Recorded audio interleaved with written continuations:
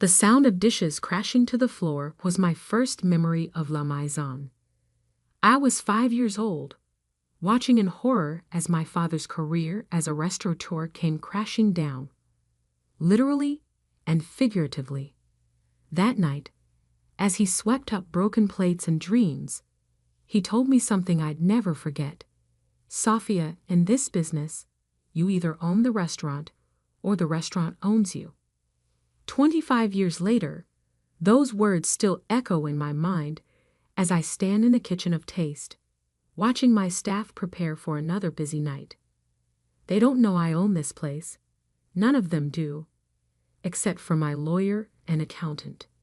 To everyone else, I'm just Sophia Martinez, the quiet consultant who occasionally drops by to observe operations.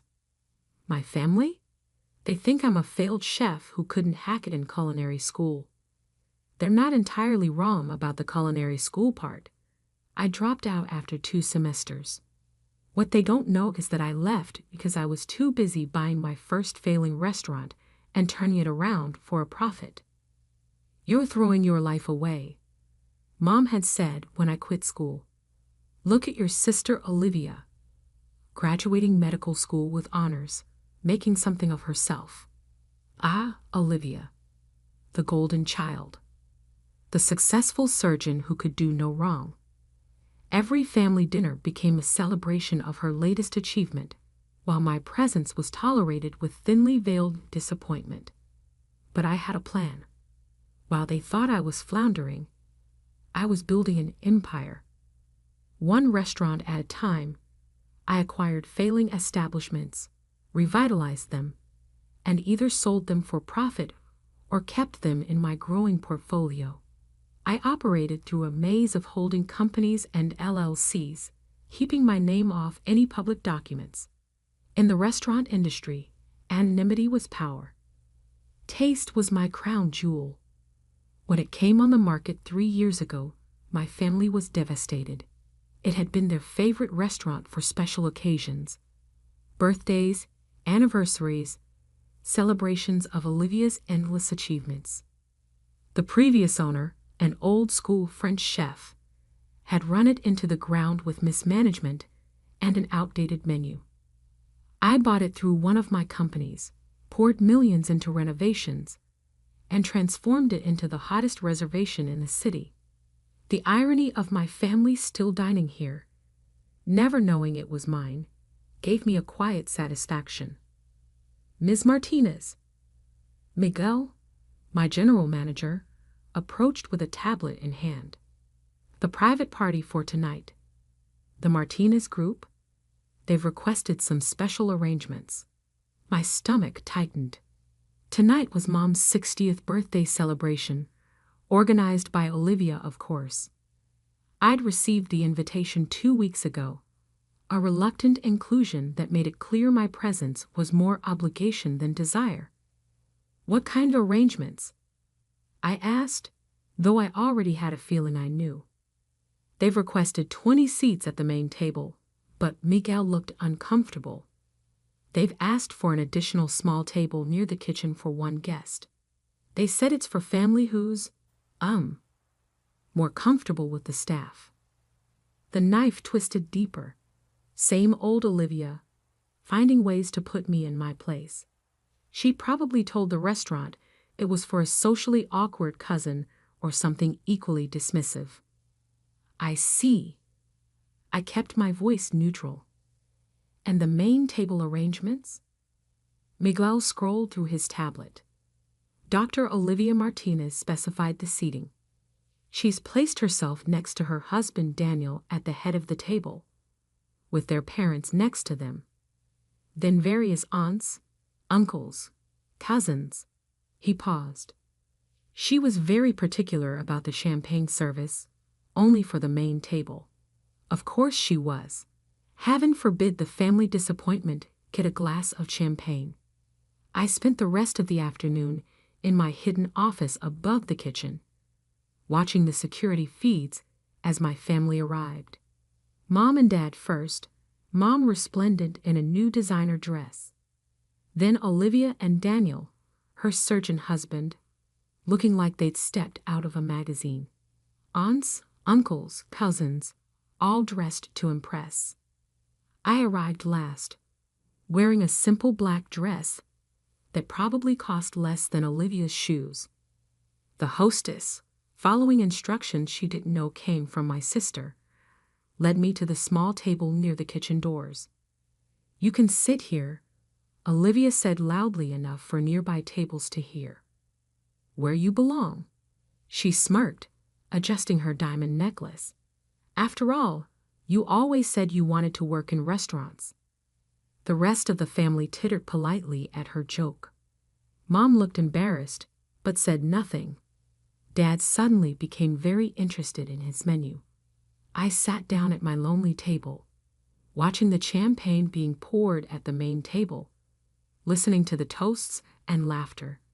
Each time the kitchen door swung open, I caught glimpses of my staff, working with the precision and excellence I demanded when I rebuilt this place.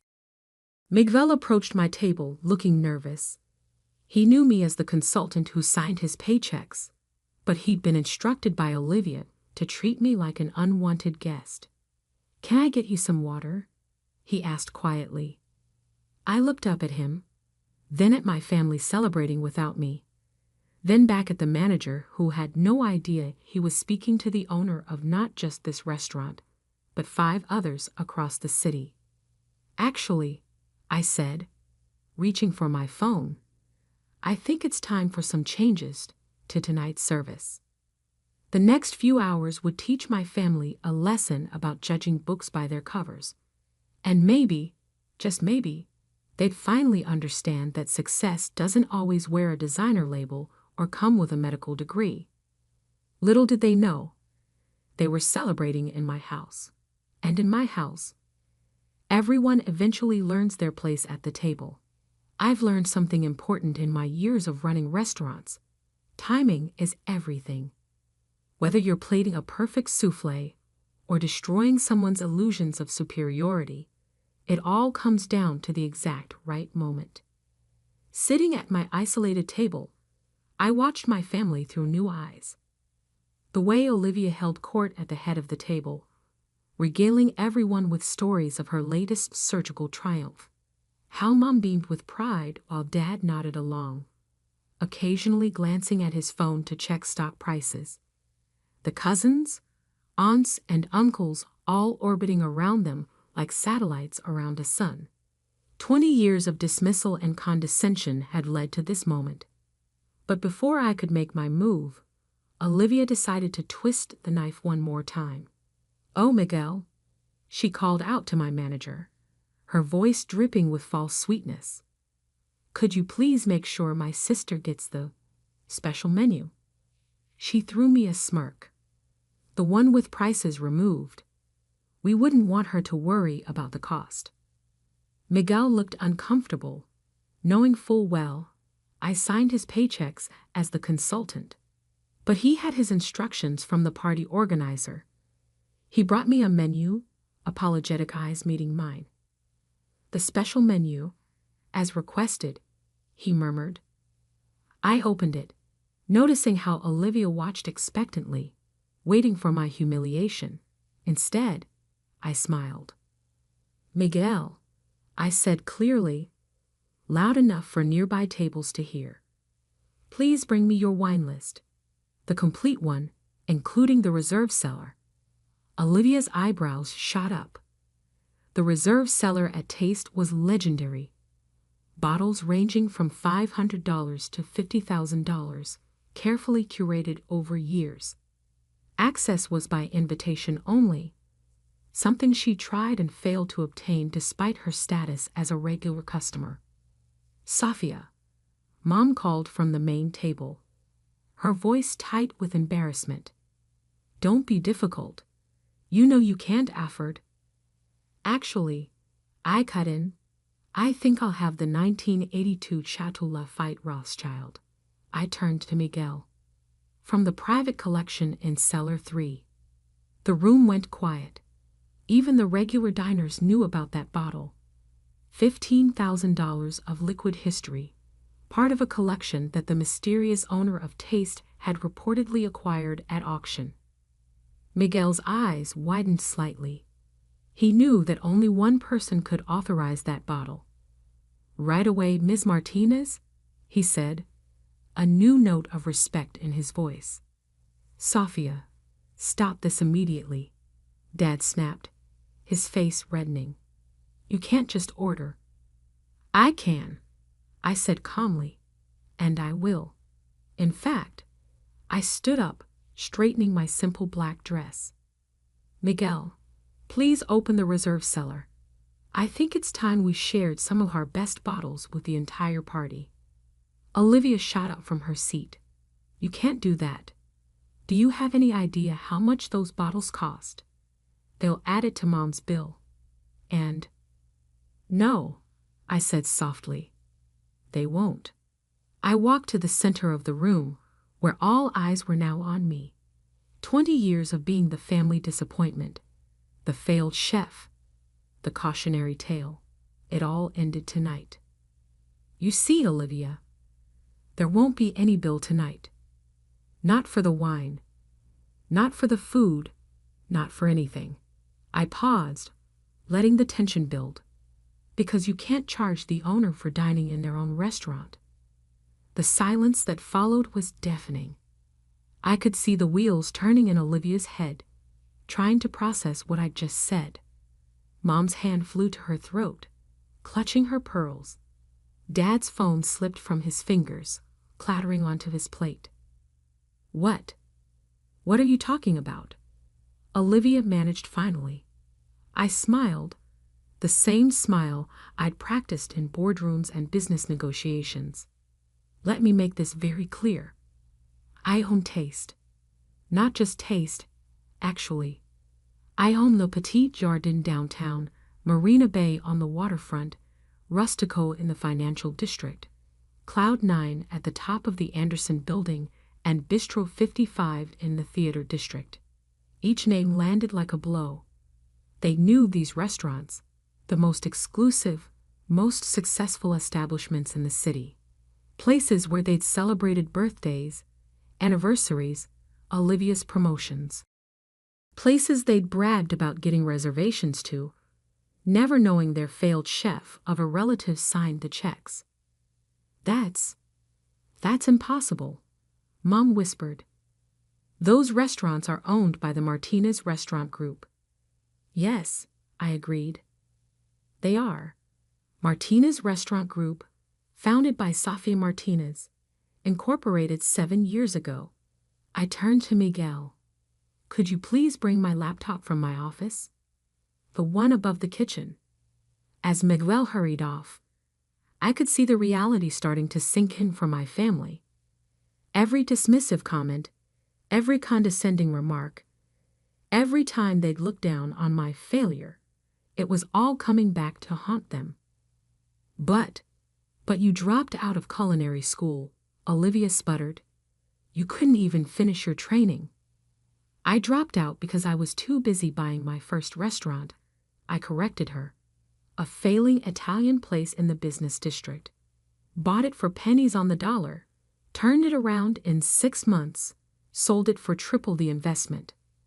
Used that money to buy 2 more failing restaurants. Rinse and repeat." Miguel returned with my laptop. I opened it, logging into the restaurant's systems. With a few keystrokes, every screen in the restaurant, the ones usually showing wine selections and daily specials, switched to display the Martinez Restaurant Group's holdings and financial statements. Current annual revenue across all properties, $35 million, I announced. Net profit last year, $12 million. Market value of the restaurant group, approximately $150 million. The numbers hit them like physical blows. I could see Dad, the former accountant, mouthing the figures in shock. Olivia had gone pale, her perfectly manicured hands gripping the edge of the table. "All those times you seated me by the kitchen," I continued, my voice carrying in the hushed room, All those times you made jokes about my restaurant career. I was signing your checks. Every bottle of wine you ordered to impress your friends. Every special table you requested. Every time you dropped my name to get a reservation. You were trading on my reputation without even knowing it. The look on their faces was almost worth 20 years of condescension. Almost. But I wasn't done yet. Because timing, as I said, is everything. And I had saved my best course for last.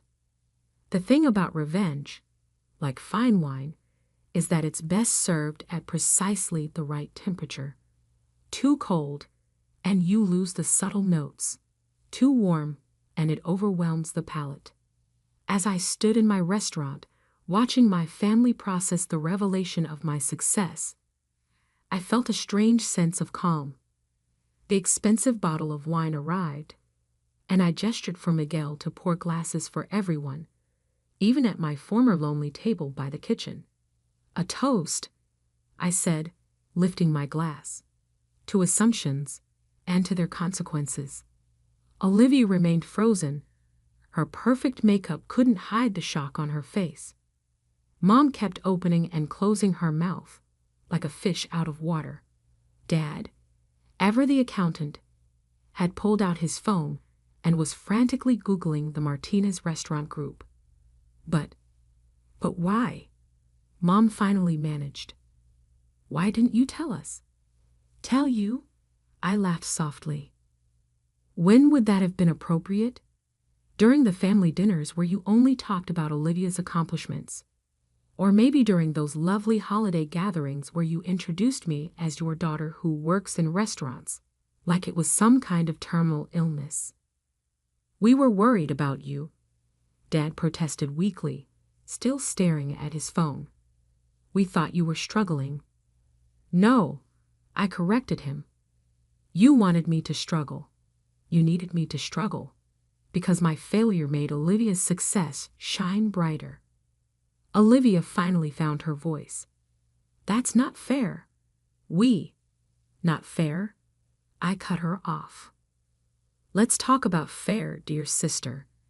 I pulled out my tablet and pulled up some records. Let's discuss the 12 times you called my office, not knowing it was mine, demanding special treatment at my restaurants, or the time you tried to get my manager fired at Le Petit Jardin because he wouldn't give you a table without a reservation. The color drained from her face. That was, I didn't.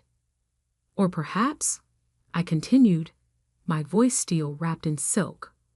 We should discuss the review you posted online about Marina Bay last month. The one where you claimed to know the owner personally and threatened to have the chef fired. A gasp went around the table. Olivia had bragged about that review, about how she'd shown that uppity restaurant its place. I didn't know it was yours, she whispered. That's exactly the point.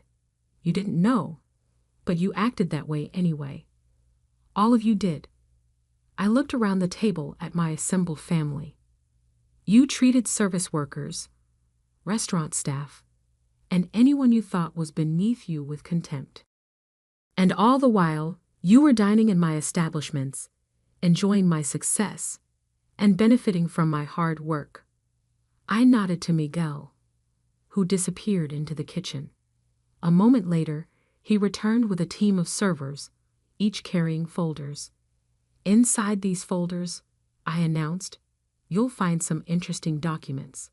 Financial records of every meal you've enjoyed in my restaurants, every special favor you've requested, every time you've dropped my name or claimed connections to get what you wanted. The servers distributed the folders. Hands shaking, my relatives opened them. You'll also find, I continued, receipts for every Christmas bonus I've anonymously given to the staff you've berated. Every tip I've added to make up for the ones you've skipped. Every repair bill for the things you've broken during your entitled tantrums. Mom was crying now, mascara running down her cheeks. Dad looked like he'd aged 10 years in 10 minutes. But I wasn't finished.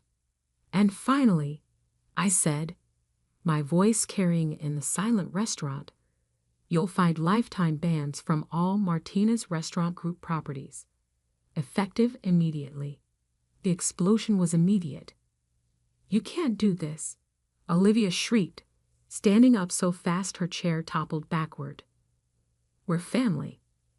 Family? I raised an eyebrow. Was it family when you seated me by the kitchen tonight? Was it family when you mocked my career choice for 20 years?